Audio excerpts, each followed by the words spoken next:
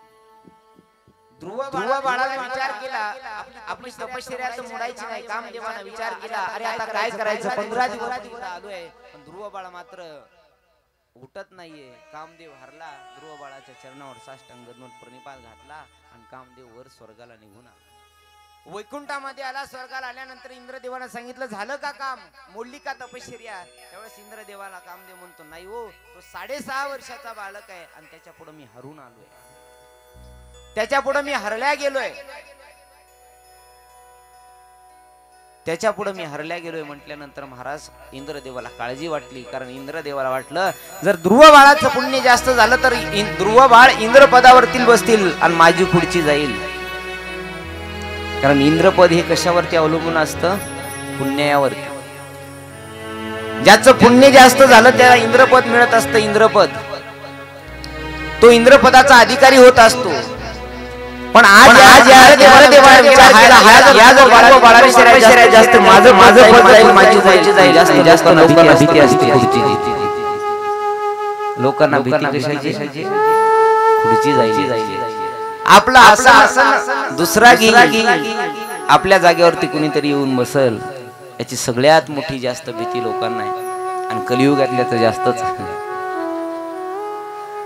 इंद्रदेवाला काळजी पडली आता काय करायचं. बघता बघता 5.5 महिने पूर्ण झाले होते आणि 5.5 महिने पूर्ण झाल्यानंतर महाराज इंद्राला काळजी वाटली आणि इंद्रदेवाला काळजी वाटल्यानंतर इंद्रदेव विचार करत बसला होता.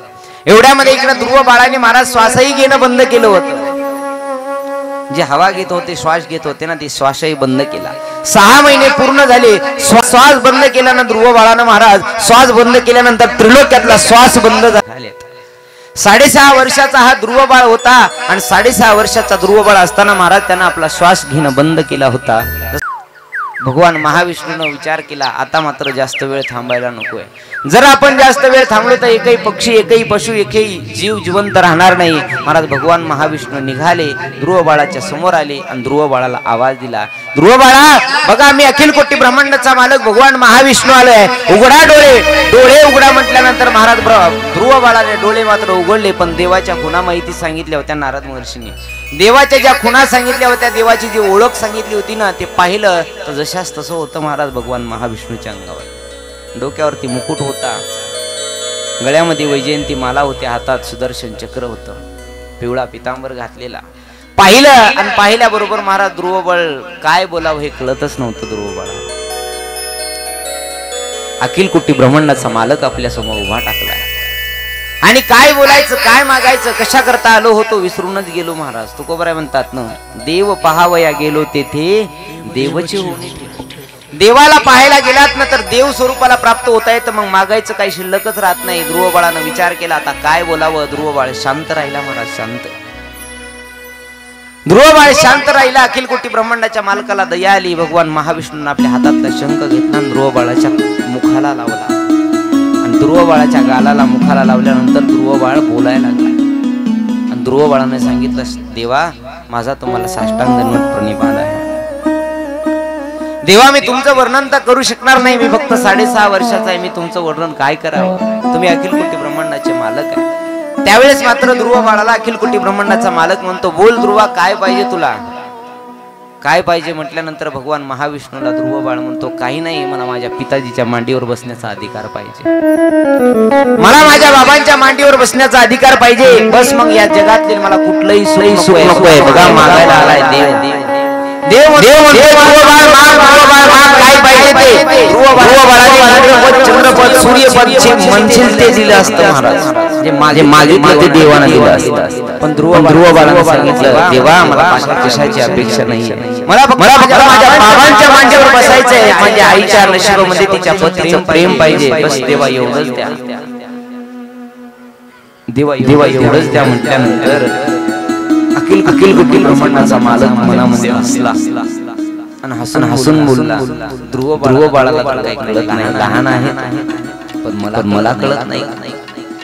ध्रुव बाळाला आशीर्वाद देत असताना अखिल कोटी ब्रह्मांडाचा मालक भगवान महाविष्णू ध्रुव बाळा, अरे तू तर तुझ्या पित्यांच्या मांडीवर बसून एक नाही दोन नाही तर 1000 वर्ष राज्य करशील. 36,000 वर्ष तुला आशीर्वाद देतो.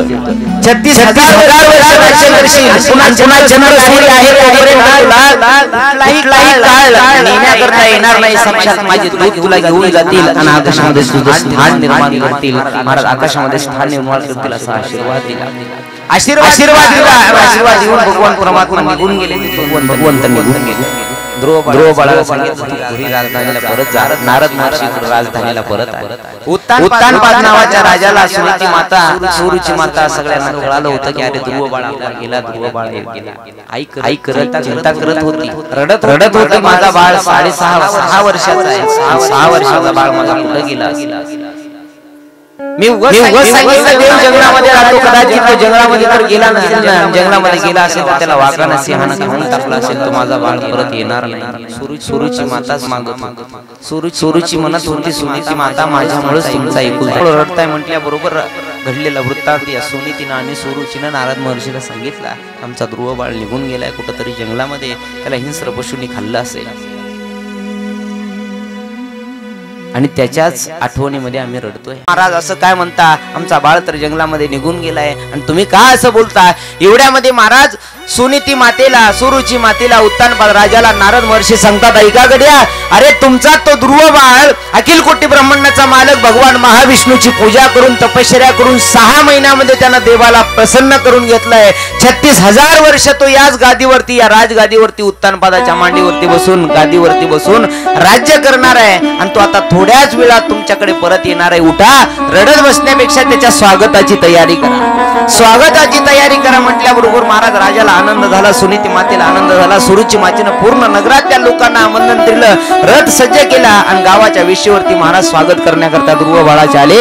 एवढ्यामध्ये महाराज स्वागत करण्याकरता सर्वजण आनंदानं नगारे ढोल ताशा वाजत होता आणि ढोल ताशा नगारे वाजत असताना महाराज पाहिलं सर्वजण 33 कोटी देवता आश्चर्यचकित होऊन पाहत होते. अरे 6.5 वर्षाचा हा ध्रुव बाळ आणि 6.5 वर्षाचा ध्रुव बाळाने अखिल कोटी ब्रह्मांडाच्या मालकाला फक्त 6 महिन्यामध्ये प्रसन्न करून घेतले. देव मिळवण्याकरता आयुष्य किंवा देव मिळवण्याकरता 100 वर्ष तपश्चर्या करावी हे नाही सांगितलं. देव जर मिळवायचा असेल ना 6 महिन्यातही भेटतो. लोक म्हणतात नाही हो महाराज आम्ही एवढा संसार करतो मग आम्हाला कुठं देव भेटेल का. 6.5 वर्षाचा ध्रुव बाळ फक्त 6 वर्षाच्या वयात त्या ध्रुव बाळाने 6 महिन्यात देवाला प्रसन्न करून घेतलं. देवाला आपलंसं करून घेतलं. देव नक्की आपलासा होतो फक्त आपण त्याला आवाज देत नाही तेवढ्या भावनेनं. ध्रुव बाळाचं आनंदानं स्वागत केलं. ध्रुव बाळाला रथावरती बसवलं. पुष्पवृष्टी केली आणि आनंदानं महाराज आपल्या नगरामध्ये आणलं आणि 6.5 वर्षाच्या ध्रुव बाळाचा राज्याभिषेक केला. राजगादीवरती बसवलं आणि राजगादीवरती बसून ध्रुव बाळाचं राज्य सुरू झालं. राजा परीक्षितीला शुकदेव भगवान म्हणतात राजे नाही की या ध्रुव बाळाचं राज्य सुरू झालं. ध्रुव बाळ जे म्हणेल ते राज्यात चालत होतं. बघता बघता ध्रुव बाळ आणि उत्तम हे दोघं भाऊ 14 वर्षाचे झाले आणि 14 वर्षाचे झाल्याच्या नंतर ध्रुव बाळाचं लग्न ठरलं आणि ध्रुव बाळाचा विवाह झाला. प्रजापती शिशुमाराची कन्या ब्रह्मी सोबत त्याचा विवाह झाला आणि ध्रुव बाळाचा विवाह झाल्यानंतर थोड्याच दिवसात उत्तम एक दिवशी रथावरती बसला. सैन्य घेतलं आणि जंगलामध्ये निघाला. ध्रुव बाळाचा भाऊ उत्तम जंगलामध्ये निघाला आणि जंगलामध्ये निघाल्याच्या नंतर अनेक सैन्य त्याच्या समावेत होतं. पण चुकून तो यक्षांच्या प्रदेशामध्ये गेला. किन्नरांच्या प्रदेशामध्ये गेला. यक्षांच्या किन्नरांच्या प्रदेशामध्ये गेला. कोण हा राजा आपल्या प्रदेशामध्ये आक्रमण करण्याकरता आलाय याच्या शोधानं या यक्षांनी सर्व जणांनी आक्रमण केलं आणि उत्तमाचं सर्व सैन्यही मारून टाकलं आणि उत्तमावरती आघात केला. उत्तमावरती जसा आघात केला महाराज दोघांचं घनघोर असं युद्ध सुरू झालं. उत्तम आणि यक्षांचं युद्ध सुरू झालंय आणि युद्ध सुरू असताना महाराज या यक्षांनी उत्तमाला मारून टाकलं. यक्षांनी या उत्तमाला मारून टाकलं. ही बातमी कळाली महाराज ध्रुव बाळाला. जशी ध्रुव बाळाला बातमी कळाली सर्व सैन्य घेतलं आणि सैन्य घेऊन यक्षांना निरापराध यक्षांना मारत सुटला. जसा निरापराध यक्षांना मारत सुटला महाराज ब्रह्मदेवाला काळजी पडली आता काय करावं. ब्रह्मदेव आले ध्रुव बाळाला समजूत काढत होते. अरे ध्रुव बाळा उत्तमाचं प्रारब्ध तेवढं होतं म्हणून तो संपला तो मेला आणि ज्याचं प्रारब्ध जिथं संपेल त्याच दिवशी त्याला जावं लागतं. ज्या दिवशी त्या काळाचं बोलवणं येतं ना, त्या दिवशी प्रत्येकालाच इथून जावं लागतंय. मग कथा अर्धी राहिली तरी सुद्धा जावंच लागणार आहे. मग ऐकणारे असो की सांगणारे असो, एकदा का काळाचं बोलवण आलं ना, पुन्हा म्हणता येत नाही नाही थांबा एवढी कथा होऊ द्या, नाही आमच्या गावचा सप्ताह होऊ द्या. ब्रह्मदेवानं ध्रुव बाळाला सांगितलं, बाळा ध्रुव बाळ ऐक, या उत्तमाचं प्रारब्ध 14 वर्षाचं होतं, त्याला 14व्या वर्षात काळ आला आणि घेऊन गेला. या निरापराध यक्षांना तू मारत सुटू नको, निरापराध यक्षांना मारू नको. एवढ्यामध्ये महाराज ध्रुव बाळाचा राग शांत होत नव्हता. ध्रुव बाळ म्हणला, माझ्या भावाची उत्तमाची काहीही चूक नसता या यक्षांनी मारलं माझ्या भावाला, चुकून तो त्यांच्या प्रदेशामध्ये गेला होता. ब्रह्मदेवानं सांगितलं चुकून का होईना त्यांच्या प्रदेशामध्ये गेला होता म्हणूनच यक्षांनी मारलाय. एवढ्यामध्ये महाराज मनू महाराज आले, ध्रुव बाळाचे आजोबा. ध्रुव बाळाचे आजोबा आल्यानंतर नातवाचा राग शांत केला.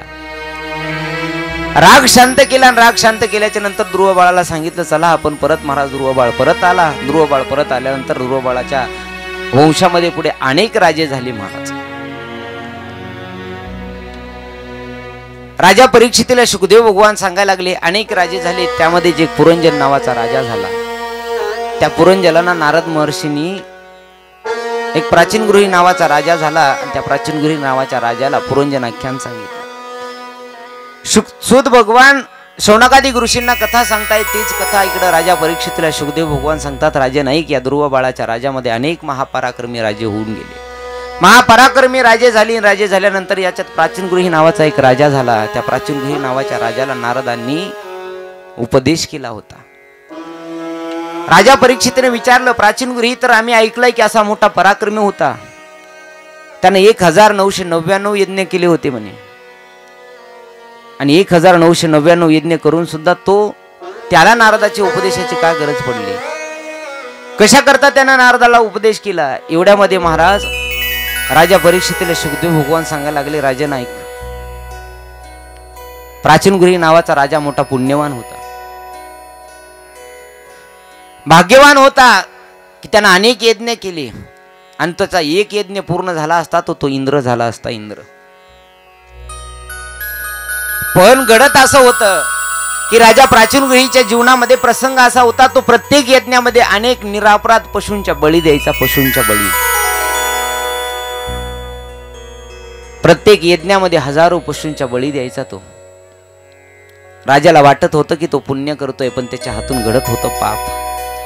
आणि प्रत्येक जीवाला असं वाटतं की आपण पुण्य करतोय. एखाद्या वेळेस पुण्याचं कार्य सुद्धा देवाच्या दृष्टीने पाप होतं.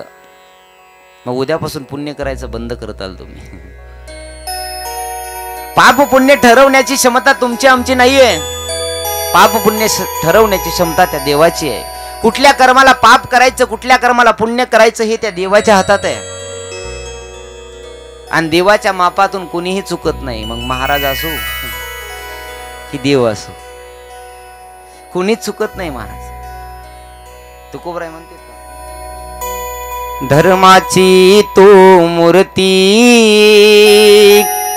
पाप पुण्य तुझे हाती, पाप पुण्य तुझे हाती, पाप पुण्य तुझे हाती. त्या देवाला म्हणतात धर्माची तू मूर्ती आहे आणि पाप पुण्य कुणाच्या हातात आहे, तर तुझ्याच हातात आहे. कोणतं पाप आहे कोणतं पुण्य आहे हे ठरवण्याचा अधिकार त्या देवाला आहे. मग तुम्ही आम्ही ठरवू शकत नाही. प्राचीन गृहीच्या जीवनामध्ये तेच घडत होतं. तो यज्ञ करायचा, पण यज्ञ करत असताना हजारो पशूंच्या बळी द्यायच्या. त्याच्याकडून घडत होतं हे हजारो पशूंचं पाप. आणि हे पाप घडलेलं, निरापराध प्राण्यांना मारलेली, हिंसा केलेली ही कधीच चुकत नाही. 3 गोष्टी माणसाला जीवनामध्ये कधीच चुकत नाहीत. मग 7 नाही 21 जरी जन्म घेतले ना, 3 गोष्टी माणसाला कधीच चुकत नाही. कुणाचं जरी ऋण आपल्यावरती असेल ना, ते कधीच चुकत नाही. कधी ना कधी ते फेडावंच लागतं. कुठल्या तरी प्राण्याची, निरापराध पशुची आपण जर हत्या केली, एखाद्याला जर मारलं निरापराध पशुला, प्राण्याला, तर त्याचा बदला तो पक्षी, तो पशु कधी ना कधी घेतच असतो. आणि 3 नंबर, एखाद्याचं वैर जर आपल्या सोबत असेल ना, तर पूर्वजन्मीचं वैर आपल्याला 7 जन्म 21 जन्म कधी ना कधी त्याचं वैर फेडावंच लागतं. नक्की फेडावं लागतं महाराज. तुकोबराय म्हणतात मी नाही. ऋण वैर हत्या हे तो न चुके भोगिता. ऋण वैर आणि हत्या हे तीन नाही 21 जरी जन्म घेतले ना तरी कदाच चुकत नाही महाराज. तुमच्या आमच्या मुखातलं वाक्य आहे का? एकांना माणूस जर विनाकारण आपल्याला त्रास देत असेल ना, कुठलाही दोष नसताना आपल्याला तो माणूस त्रास देतोय, लोक सहज म्हणतात महाराज अहो या जन्मात तर आम्ही त्याचा कुठलाच गुन्हा केला नाही, या जन्मात तर आम्ही त्याला कधी बोलतही नाही, पण कोणास ठाऊक तो आमचा कुठल्या जन्माचा वैरी आहे. कुठल्या जन्माचा वैरी या जन्मामध्ये बदला घेतोय. आणि हेच वैर असतं कधी ना कधी आपल्याला फेडावंच लागतं. ते आपल्याला नाही कळत. आणि ते कळालं असतं तर आपण माणसं राहिलोच नसतो. प्राचीन गृही राजाच्या जीवनामध्ये तेच घडत होतं. त्याला वाटत होतं मी पुण्यकर्म करतोय, पण त्याच्या हातून घडत होतं पाप. आणि पाप घडत असल्या कारणानं त्याने विचार केला आता मग करायचं तरी काय. आपण तर 1999 यज्ञ केलेत, पाप झालं तरी किती असेल. नारद महर्षीची भेट झाली आणि नारद महर्षीने सांगितलं प्राचीन गृही राजा ऐक, तुझ्या हातून किती पाप घडलाय. तुला वाटतं तू पुण्यकर्म करतोस, बघ मी तुला आज आत्मदृष्टी देतोय. आणि आत्मदृष्टी देऊन पहा, आकाशामध्ये बघ. आकाशामध्ये पाहिलं महाराज तर जेवढ्या पशूंचे त्यानं बळी घेतला होता ना तेवढे पशु त्या प्राचीन गृही राजाची वाट पाहत होते स्वर्गामध्ये याचा बदला घेण्याकरता. प्रत्येक पशु त्याचा बदला घेण्याकरता वाट पाहत होते महाराज. आणि वाट पाहत असताना इकडे प्राचीन गृही राजाने विचार केला मग यात पापापासून चुकायचं असेल तर काय करावं म्हटल्यानंतर महाराज नारद महर्षीने त्याला पुरंजन नावाचं आख्यान सांगितलं. हे ऐक म्हणे राजा, एक पुरंजन नावाचा राजा होता, त्याचा अभिज्ञात नावाचा मित्र होता. तो अभिज्ञात नावाचा मित्र आणि पुरंजन राजा हे स्वर्गातील दोघही राजे आहेत. हे स्वर्गातले दोन राजे या पृथ्वी तलावरती धरामंडलावरती फिरण्याकरता आले. अनेक गाव, अनेक नगर, अनेक वस्त्या त्याने फिरल्या. अनेक क्षेत्र ते दोघ जण फिरले. आणि फिरल्यानंतर प्राचीन गृही नावाच्या राजाला नारद महर्षी सांगतात पुरंजन आणि अभिज्ञात नावाचा मित्र, तो अभिज्ञात नावाचा मित्र त्याला म्हणत होता पुरंजना आता बस झालं, इथून चला आपण वैकुंठाला निघून जाऊये. पण पुरंजनानं पाहिलं म्हणे मी आणखी थोडा दिवस फिरतो म्हणल्यानंतर पुन्हा दोघही 2-4 दिवस फिरले. 2-4 दिवस फिरल्यानंतर त्याला एक 9 द्वाराचा राजवाडा दिसला. एक 9 द्वाराचा महल दिसला, 9 द्वाराचा राजवाडा दिसला. आणि 9 द्वाराचा राजवाडा दिसल्यानंतर त्या पुरंजनाला तो आवडला. तो पुरंजन राजा म्हणला बघा ना तो 9 द्वाराचा राजवाडा किती सुंदर दिसतोय, चला आपण आज जाऊया म्हटल्यानंतर महाराज अभिज्ञात नावाचा मित्र म्हटला नाही रे आपण चल वापस जाऊया. हे दुसऱ्याचं घर किती दिवसाचं कामाचं, दुसऱ्याचा राजवाडा असेल किती दिवस राहणार आहेत, राहून 7 दिवस. 8व्या दिवशी तर जावंच लागणार आहे ना परत, किती दिवस राहणार आहे. अरे चल आपल्या नगरीला आपण परत जाऊया. महाराज त्या पुरंजनाने सांगितलं मला हा राजवाडा आवडलाय, मी इथंच राहणार आहे म्हणून दोघही आत आले. आणि दोघं आत आल्यानंतर अभिज्ञात नावाचा मित्र लगेच परत निघाला. तो अभिज्ञात नावाचा मित्र परत निघाला, स्वर्गाला आला. आणि तो पुरंजन राजवाड्याच्या आत आला. राजवाड्याच्या आत आल्यानंतर त्या राजवाड्यामध्ये एक सुंदर तरुण स्त्री होती. या पुरंजनानं तिच्याकडे पाहिलं. एका ऋषीनं त्या स्त्रीला ह्या महल भेट देऊन टाकला होता. आणि त्या स्त्रीला सांगितलं होतं याच्यात जो कोणी पुरुष येईल त्याच्यासोबत तू विवाह कर आणि आनंदानं संसार कर. पाहिलं या पुरंजनानं, पाहता क्षणी महाराज तिला मागणी घातली तू माझ्यासोबत लग्न करशील का. मागणी घातली. या दोघांचं महाराज लग्न झालं. आणि लग्न झाल्याबरोबर तिला नाव पडलं पुरंजनी. आणि व्यवहारही तसाच सांगतो ना, डॉक्टरची बायको असेल तर त्याला काय म्हणतात डॉक्टरीन, शिक्षकाची बायको असेल तर मास्तरीन बाई आहे की नाही, स्टँडर्ड भाषेत मॅडम. तिथून पुढं सगळे मायाकडे बघायला आहे की नाही. महाराजाची बायको हा आता आळंदीकडे गेलात की महाराजाला बुवा म्हणतात. हा व्यवहार असा सांगतो. त्या व्यवहाराचं नाव पडलं या स्त्रीला पुरंजनी. आणि पुरंजनाचा संसार सुरू झाला. जे पुरंजनीला आवडेल ते कोण करत होता, पुरंजन करत होता. कुणाला, पुरंजनीला जे आवडेल ते कोण करत, पुरंजन करू लागला. ती रडायला लागली की हाही रडायचा, ती हसायला लागली की हाही हसायचा. महाराज बघता बघता 40 दिवस 50 दिवस 1 महिना 2 महिने 3 महिने निघून गेले. 3 महिने निघून गेल्यानंतर महाराज संसार एवढा आनंदाचा झाला. एवढा आसक्त झाला हा पुरंजन राजा, तिच्यात एवढा आसक्त झाला आणि महाराज काहीच दिवसामध्ये या पुरंजनीचा मृत्यू झाला. पुरंजनीचा मृत्यू झाला. पुरंजनीचा मृत्यू झाल्यानंतर हा रडायला लागला, व्याकुळ झाला, एवढा आसक्त झाला होता, त्याला वाटत होता अरे आता काय करावं, म्हणून महाराज जीव देण्याकरता निघाला. जीव देण्याकरता निघाला. आसक्त झाला होता स्त्रीमध्ये आणि शेवटच्या काळ महाराज त्यानं आपला श्वास संपवला, मरण पावला, वासना शिल्लक राहिली या स्त्रीमध्ये आणि पुढचा जन्म त्याला स्त्रीचा मिळाला. एका ब्राह्मणाच्या घरी स्त्री स्वरूपात जन्माला आला. जन्माला आल्यानंतर उपवर झाला. उपवर झाल्यानंतर त्या ब्राह्मण कुळामध्ये त्याचं लग्नही ठरलं. या पुरंजन राजाचं लग्न ठरल्यानंतर लग्नही झालं. 40 दिवसात तिचा पती वारला. पूर्वी सती जाण्याची प्रथा होती, सती जाण्याकरता निघाला हा पुरंजन. दुसऱ्या जन्मामध्ये स्त्री झाला. ब्राह्मणाच्या कुळामधली स्त्री सती जाण्याकरता निघाली. सती जाण्याकरता निघाल्यानंतर महाराज अभिज्ञात नावाच्या मित्राला वाटलं अरे चला भरपूर दिवस झालंय, 8-9 महिने होऊन गेलंय, आपला मित्र पुरंजन आणखी आला नाही, कुठंय काय करतोय हे पाहून तरी यावं. म्हणून तो स्वर्गातला अभिज्ञात नावाचा मित्र खाली आला. त्यानं पाहिलं तर हा पुरंजन दुसऱ्या जन्मामध्ये स्त्री झालाय आणि स्त्री होऊन सती जाण्याकरता निघालाय. सती जाण्याकरता निघाला. सती जातोय. पाहिलं महाराज, हात धरला. जसा हात धरला या स्त्रीचा, ती मोठ्यानं ओरडली अरे कोण आहेस तू परपुरुष, मी सती जाण्याकरता निघाले, तू माझा हात धरलास, कोण आहेस. तेवढ्यामध्ये महाराज त्याला स्वस्वरूपाची जाणीव करून दिली आणि त्या अभिज्ञात नावाच्या मित्रांना सांगितलं हेस तू स्त्री बरी काही नाहीस, अरे पुरंजन नावाचा राजा आहेस तू, स्वर्गातला पुरंजन नावाचा राजा. किती आसक्त झालास या स्त्रीमध्ये, तुला पुढचा जन्म स्त्रीचा मिळाला. तेवढ्यामध्ये महाराज अभिज्ञात नावाच्या मित्रांना त्याच्या स्वस्वरूपाची जाणीव करून दिली. राजा परीक्षितला सुखदेव भगवान म्हणतात नारद महर्षीनं सुंदर असं पुरंजन आख्यान सांगितलं, याला स्वस्वरूपाची जाणीव करून दिली. दोघंही परत वैकुंठाला निघून गेले.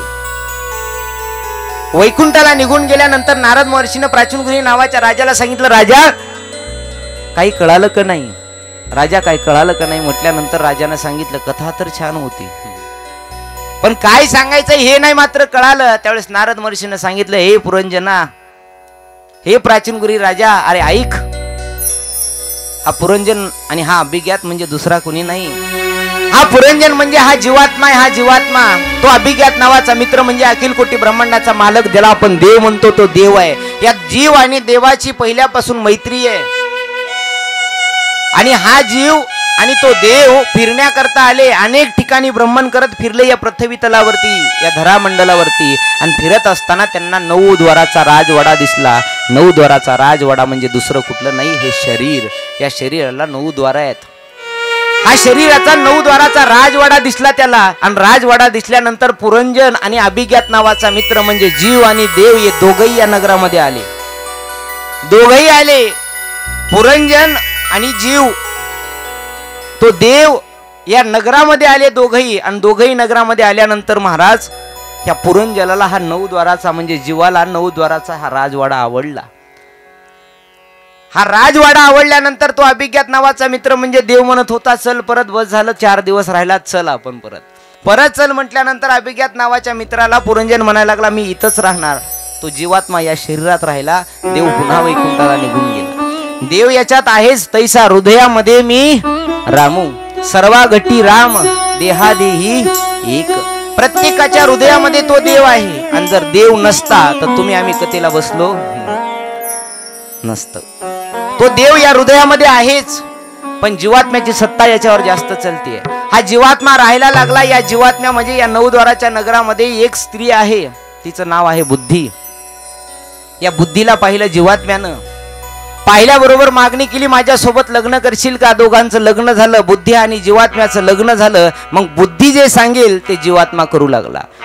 बुद्धीनं सांगितलं आज कथेला जायचं की जीवात्मा कथेला आला. बुद्धीनं सांगितलं आज दुपारची वेळ घरीच झोपायचं तर घरीच झोपला. बुद्धी जे सांगेल ना ते हा जीवात्मा करायचा. ही बुद्धीमध्ये या पुरंजनामध्ये एवढा आसक्त झाला, बुद्धी सांगेल ते करायचा. बुद्धीनं सांगितलं की आज हसायचंय, बुद्धीनं सांगितलं आज रडायचंय तो रडायचा. असं करत महाराज हा नरदेह त्यानं संपवला, जीवात्म्यानं संपवला. आणि शेवटच्या काळी जी इच्छा होती, त्याची जी वासना होती, त्या स्त्री जन्माची पुन्हा तो स्त्री झाला. पुन्हा पुरुष झाला, कधी स्त्री होतो, कधी पुरुष होतो, कधी प्राणी होतो. हा जीवात्मा पुन्हा वर गेलाच नाही. मग कुठल्या तरी संतांच्या स्वरूपानं कुठल्या तरी देव आपल्या जवळ येतो, म्हणजे तो अभिज्ञात नावाचा मित्र येतो आणि हा जीवात्म्याला सांगतो, ए जीवात्म्या, अरे हे 9 द्वाराचा राजवाडा तुझा नाहीये, तुझा नाही. कुणाचा आहे हा 9 द्वाराचा राजवाडा? हा पंचतत्वापासून बनलेलं शरीर आहे. या पंचतत्वामध्ये पुढे विलीन होणार आहे.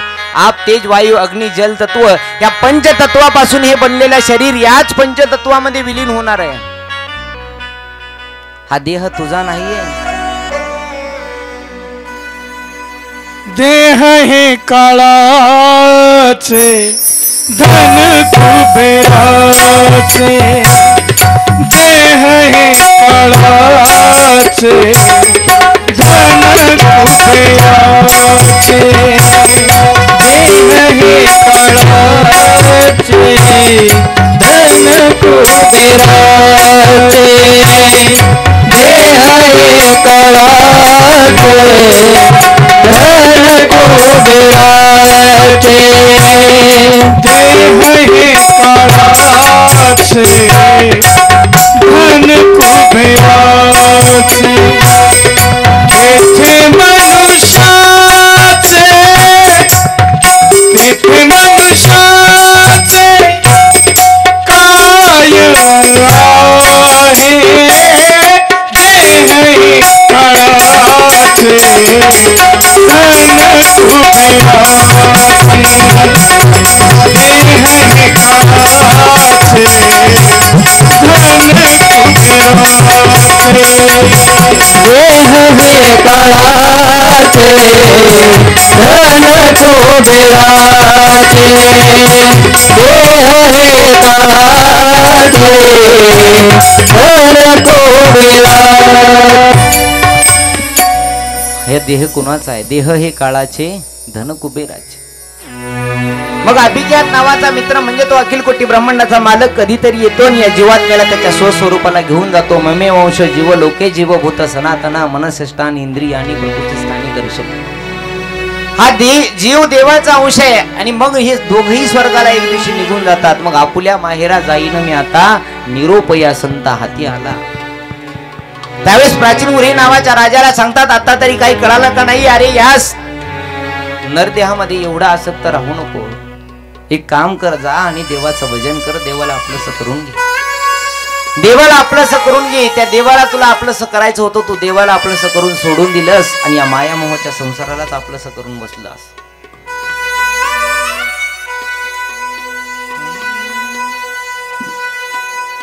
या देवाला आपलंसं करायचं होतं, ज्या देवाला आपल्याला आपलंसं करून घ्यायचं होतं ना, त्या देवाला आपलंसं केलं नाही आणि या मायामोहाच्या संसाराला आपण आपलंसं करत बसलो. या जगाला कुठपर्यंत आपण माझं माझं म्हणणार आहे? दुनिया को तू कब तक पगले, अपना कहता जाएगा, गोविंद को तू भूल गया है, अंत समय पछताएगा. दुनिया को तू कब तक पगले, अपना कहता जाएगा, गोविंद को तू भूल गया है, अंत समय पछताएगा. 2 दिन का ये चमन खिला है, ओ 2 दिन का ये चमन खिला है, फिर मुरझाए कली कली. लो रे कोई शाम का प्यारा, शोर मचाओ गली गली. बोलो राम बोलो राम राम, बोलो राम बोलो राम, बोलो राम राम राम, बोलो राम राम राम, बोलो बोलो राम राम, बोलो राम राम, बोलो राम राम राम.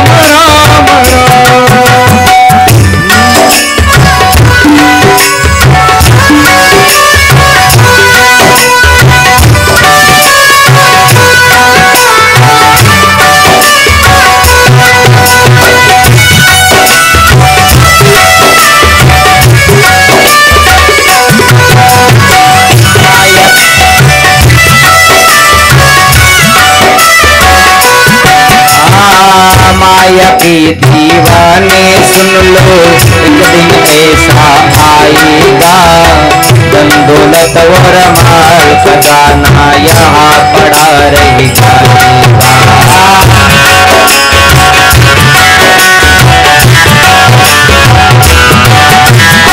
माया के दीवाने सुन लो, एक दिन ऐसा आएगा, धन दौलत और माल खजाना यहाँ पड़ा रहेगा। सुंदर काया माटी होगी, सुंदर काया माटी होगी, चर्चा होगी गली गली।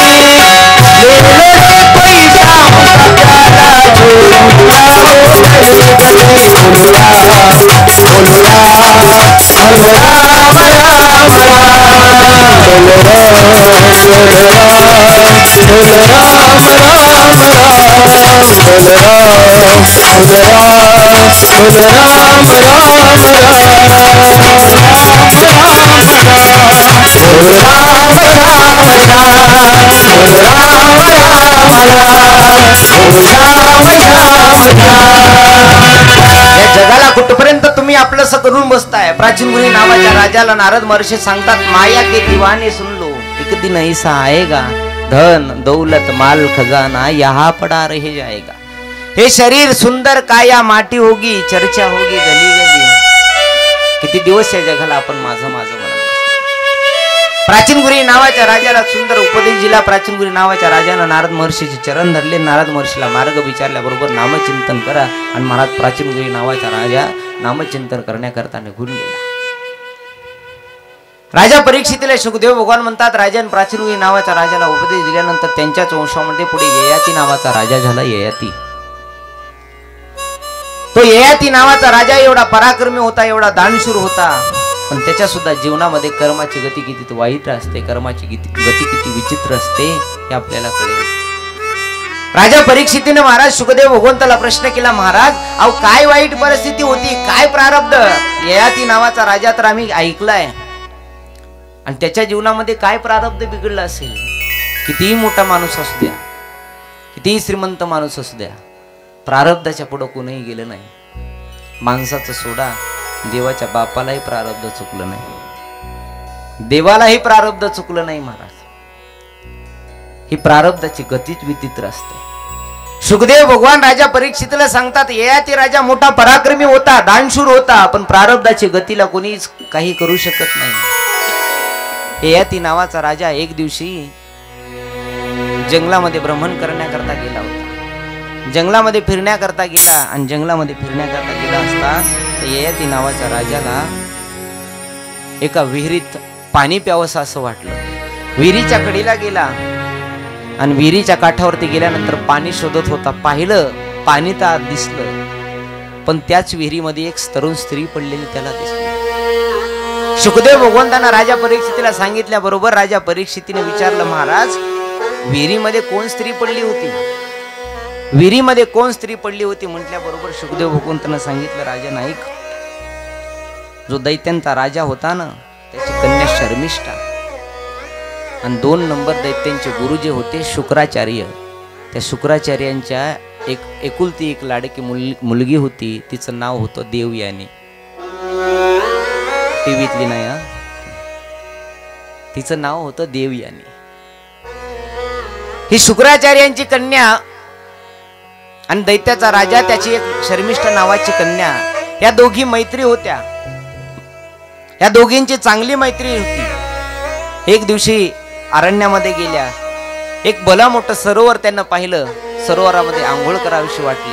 सगळ्या जणी त्यामध्ये आंघोळ करत होत्या, आणि आंघोळ करत असताना शंकरजी आणि पार्वती माता तिथून जात होत्या म्हणून या सर्व जणी लाजल्या, आपापले कपडे घेतले आणि पळायला लागल्या। तिथून पळत असताना महाराज चुकीनं या देवयानीनं शर्मिष्ठेचे कपडे घेतले, आणि शर्मिष्ठीने हिचे वस्त्र, देवयानीचे वस्त्र घेतले, दोघी पळायला लागल्या।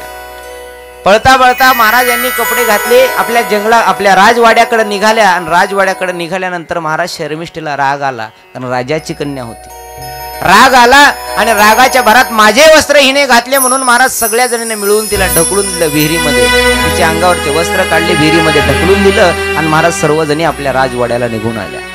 या शुक्राचार्यांची कन्या देव यांनी त्या विहिरीमध्ये पडून राहिली. तिथं ययाती राजाला तहान लागली म्हणून ययाती राजा त्या विहिरीमध्ये आला. राजा परीक्षितला सुखदेव भगवान म्हणतात, राजन ऐक, ययाती राजाच्या अंतकरणामध्ये दया होती, प्रेम होतं, पण त्या दयेनंच कधी कधी घातही होत असतो. प्रेम आणि दया ही अशी आहे, त्याच प्रेमानं घातही होतो, त्याच दयेनं घातही होतो महाराज. आणि या ययाती राजाचं तेच घडलं. ययाती राजा समोर गेला, विहिरीत पाहिलं, एक तरुण स्त्री दिसली, तिला हाताने वरही काढलं, आपल्या अंगावरचे वस्त्र तिला देऊन टाकले, वर काढलं. वर काढल्यानंतर ययाती राजाला ती ब्राह्मण कन्या देव यांनी शुक्राचार्याची कन्या म्हणते, आता मी परपुरुषाच्या हातात माझा हात देणार नाही, तुम्ही माझ्यासोबत विवाह करा, तुम्ही माझ्यासोबत विवाह करा, माझ्यासोबत विवाह करा. म्हटल्यानंतर महाराज त्यांनाही एका ऋषींचा शाप होता, ययाती राजाला तुला ब्राह्मणाच्या मुलीसोबतच विवाह करावा लागेल. दोघांचा विवाह झाला. विवाह झाल्यानंतर महाराज मोठा संसारही थाटला. संसार थाटल्यानंतर प्रसूती करता ही देव यांनी निघाली होती. तेवढ्यामध्ये इकडं शुक्राचार्यांनी ठरवलं की या दैत्याची नगरी सोडायची, आपण निघून जायचं. दैत्याची नगरी सोडायची, निघून जायचं. महाराज